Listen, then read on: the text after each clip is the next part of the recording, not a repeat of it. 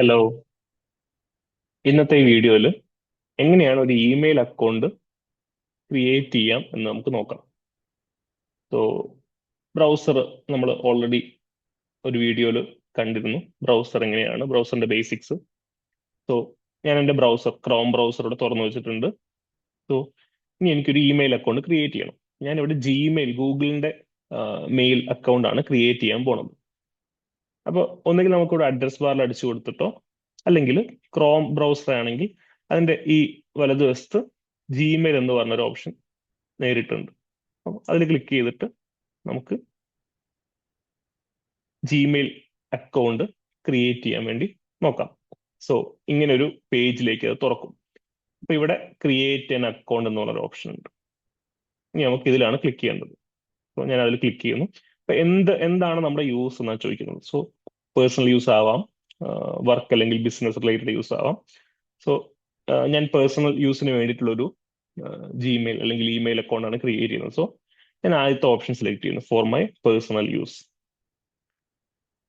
So അത് click ചെയ്ത് കഴിഞ്ഞാൽ നമ്മുടെ ഫസ്റ്റ് നെയിമും ലാസ്റ്റ് നെയിമും ചോദിക്കുന്നുണ്ട്. സോ ഞാൻ പേര് അടിച്ചു കൊടുക്കുന്നു.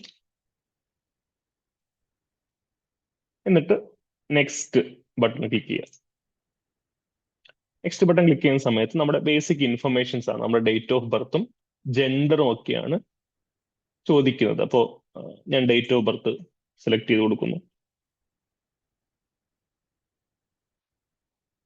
ജെൻഡറും സെലക്ട് ചെയ്തിട്ട് നെക്സ്റ്റ് ബട്ടൺ വീണ്ടും ക്ലിക്ക് ചെയ്യും. ഇനി അവർ തന്നെ ഡീഫോൾട്ട് ആയിട്ട് കുറച്ച് ജിമെയിൽ അഡ്രസ് ജിമെയിൽ അഡ്രസ് എന്നാണ് പറയാം, ജിമെയിൽ അഡ്രസ് നമുക്ക് സജസ്റ്റ് ചെയ്തിട്ടുണ്ട്. സോ ഇത് ഓക്കെ ആണെങ്കിൽ നമുക്ക് ഇത് ഏതെങ്കിലും ഒന്ന് സെലക്ട് ചെയ്യാം. അല്ലെങ്കിൽ create your own Gmail address എന്ന് പറഞ്ഞ ഒരു ഓപ്ഷനും താഴെ ഉണ്ട്. അപ്പോൾ ഇതെനിക്ക് ഓക്കെ അല്ല എന്നാണെങ്കിൽ ഞാൻ ഇതിൽ കൊടുക്കുന്നു. എന്നിട്ട് എനിക്ക് ഇഷ്ടപ്പെട്ട ഒരു ജിമെയിൽ അഡ്രസ്സ് ഞാൻ ടൈപ്പ് ചെയ്ത് കൊടുക്കുന്നു. അപ്പോൾ ഞാൻ ഇവിടെ ടൈപ്പ് ചെയ്തത് അക്ഷയ് ശശീന്ദ്രൻ 1998 @gmail.com എന്ന് പറഞ്ഞ എക്സ്റ്റൻഷൻ അതിൽ ഓട്ടോമാറ്റിക്കലി ഉണ്ട്. എന്നിട്ട് ഞാൻ നെക്സ്റ്റ് കൊടുക്കുന്നു. അപ്പോൾ ചില സമയത്ത് ഈ യൂസർ നെയിം ഓൾറെഡി ആരെങ്കിലും യൂസ് ചെയ്യുന്നുണ്ടെങ്കിൽ എനിക്കിത് കൊടുക്കാൻ പറ്റില്ല. അപ്പൊ ഞാൻ എന്തെങ്കിലുമൊക്കെ ഒരു കറക്ഷൻസ് വരുത്തിയിട്ട് വീണ്ടും നെക്സ്റ്റ് ട്രൈ ചെയ്യും. അപ്പോൾ അത് ഓക്കെയാണ്, കാരണം അത് വേറെ ആരും യൂസ് ചെയ്യുന്നില്ല. അപ്പോൾ ആ അഡ്രസ്സ് എനിക്ക് യൂസ് ചെയ്യാൻ വേണ്ടി പറ്റും. ഇനി അവർ ചോദിക്കുന്നത് നമ്മുടെ പാസ്വേഡ് ആണ്. എൻ്റെ ജിമെയിൽ അക്കൗണ്ടിന് ഒരു പാസ്വേഡ് കൊടുക്കാനാണ് പറയുന്നത്. ഞാൻ ആദ്യത്തെ കോളത്തിൽ പാസ്വേഡ് ടൈപ്പ് ചെയ്യുന്നു. അടുത്ത കോളത്തിൽ നമ്മൾ ആദ്യം ടൈപ്പ് ചെയ്ത പാസ്വേഡ് തന്നെ കൺഫേം ചെയ്യാനാണ് ചോദിക്കുന്നത്. അപ്പൊ അത് തന്നെ വീണ്ടും ടൈപ്പ് ചെയ്യാം.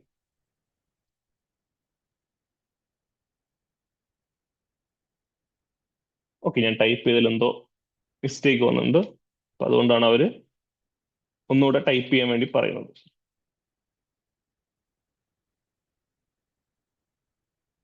ഓക്കെ, ആ രണ്ട് പാസ്വേഡും മാച്ച് ആണെങ്കിൽ നമുക്ക് അടുത്ത ഇതിലേക്ക് നമ്മളെ എൻ്റർ ചെയ്യും. അപ്പോൾ ഇതൊരു ഒരു വെരിഫിക്കേഷൻ പ്രോസസ് ആണ്. നമ്മുടെ ഫോൺ നമ്പർ വെരിഫൈ ചെയ്യാൻ വേണ്ടിയിട്ടുള്ള ഒരു ഓപ്ഷനാണ്.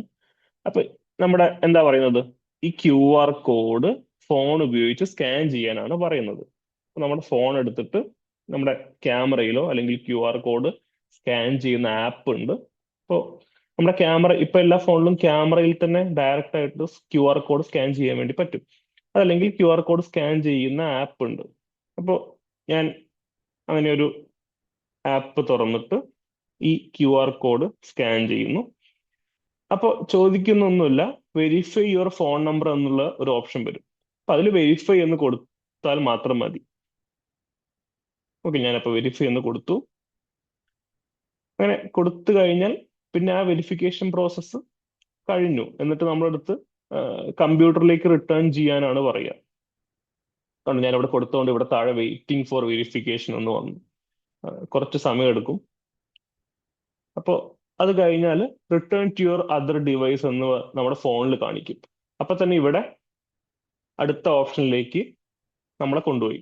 ഓക്കെ, ഒരു റിക്കവറി ഇമെയിൽ ആഡ് ചെയ്യാൻ വേണ്ടി പറയുന്നുണ്ട്. ഇപ്പൊ ഇൻ കേസ് നമ്മളിപ്പോ ഉണ്ടാക്കുന്ന ജിമെയിൽ അക്കൗണ്ടിന് എന്തെങ്കിലും ഇഷ്യൂ വന്നു കഴിഞ്ഞാൽ റിക്കവറി ആയിട്ട് നമുക്ക് യൂസ് ചെയ്യാൻ പറ്റുന്ന ഒരു ഇമെയിൽ അഡ്രസ് ആണ് ചോദിക്കുന്നത്. സോ അത് കൊടുത്തിട്ടില്ലെങ്കിലും കുഴപ്പമില്ല, നമുക്കിവിടെ സ്കിപ്പ് ഓപ്ഷൻ ഉണ്ട്. ഞാൻ സ്കിപ്പ് കൊടുക്കുന്നു. സോ നമ്മുടെ അക്കൗണ്ട് ഇൻഫർമേഷൻസ് റിവ്യൂ ചെയ്യാനാണ് അടുത്തത് പറയുന്നത്. സോ ഞാൻ എൻ്റെ പേരുണ്ട്, ഞാൻ നേരത്തെ കൊടുത്ത ജിമെയിൽ അഡ്രസ് ഉണ്ട്. സോ അത്രയും കാര്യങ്ങൾ ഓക്കെ ആണെങ്കിൽ നെക്സ്റ്റ് കൊടുക്കാം. നെക്സ്റ്റ് കൊടുത്തു കഴിഞ്ഞാൽ ഇവിടെ അവരുടെ ടേംസ്, പ്രൈവസി ആൻഡ് ടേംസ് എന്ന് പറഞ്ഞൊരു ഓപ്ഷൻ എത്തും.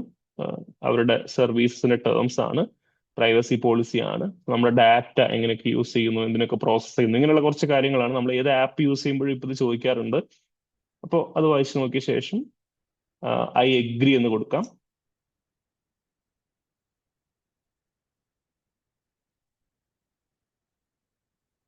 സോ അത്രയും ആയിക്കഴിഞ്ഞാൽ നമ്മുടെ ജിമെയിൽ അക്കൗണ്ട് ക്രിയേറ്റഡ് ആയി.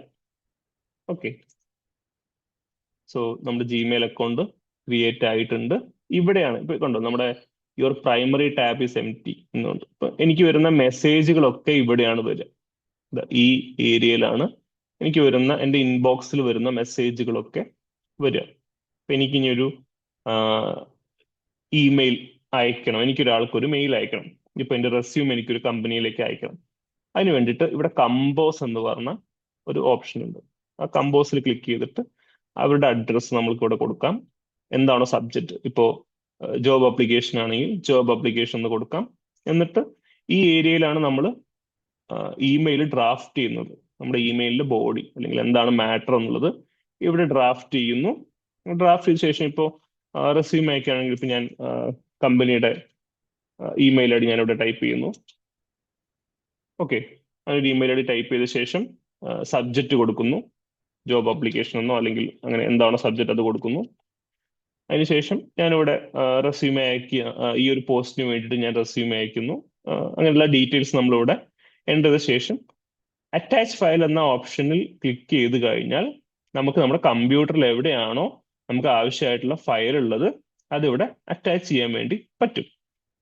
എന്നിട്ട് നമ്മൾ സെൻഡ് എന്ന് പറഞ്ഞ ബട്ടണിൽ ക്ലിക്ക് ചെയ്ത് കഴിഞ്ഞാൽ ഈ ഇമെയിൽ നമ്മൾ കൊടുത്ത അഡ്രസ്സിലേക്ക് സെൻഡ് ആവുകയാണ് ചെയ്യുക.